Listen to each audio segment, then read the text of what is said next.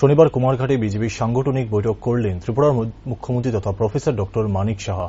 মূলত সামনে লোকসভা ভোট, এই লোকসভা নির্বাচনকে সামনে রেখে সংগঠন শক্তিশালী করতে ইতিমধ্যে তৎপর রাজ্য বিজেপি। রাজ্যের বিভিন্ন জায়গায় সংগঠনকে মজবুত করতে দলের তরফে প্রায় প্রতিদিনই চলছে বুথ স্তর থেকে মণ্ডল স্তরে বৈঠক। শনিবারও কুমারঘাটে হয় এক সাংগঠনিক বৈঠক। স্থানীয় মানসী মিলনায়তনে পাবিয়াছড়া এবং ফটিকরায় মণ্ডলের যৌথ উদ্যোগে আয়োজিত বৈঠকে উপস্থিত ছিলেন রাজ্যের মুখ্যমন্ত্রী প্রফেসর ডক্টর মানিক সাহা। ফলে আগামী লোকসভা নির্বাচনকে সামনে রেখে কিভাবে কাজ করতে হবে, কি করলে সংগঠনকে আরও মজবুত করা সম্ভব, এইসব বিষয়ে কার্যকর্তাদের পাঠ দিলেন রাজ্যের মুখ্যমন্ত্রী।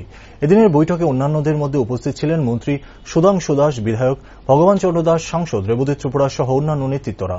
উল্লেখ্য, এদিন কৈলাসহরের একটি সরকারি অনুষ্ঠানে যোগ দিতে ঊনকোটি জেলায় যান রাজ্যের মুখ্যমন্ত্রী। ঊনকোটি জেলা সফরের শেষ লগ্নে কুমারঘাটের এই দলীয় সভায় সেরে নেন রাজ্যের মুখ্যমন্ত্রী।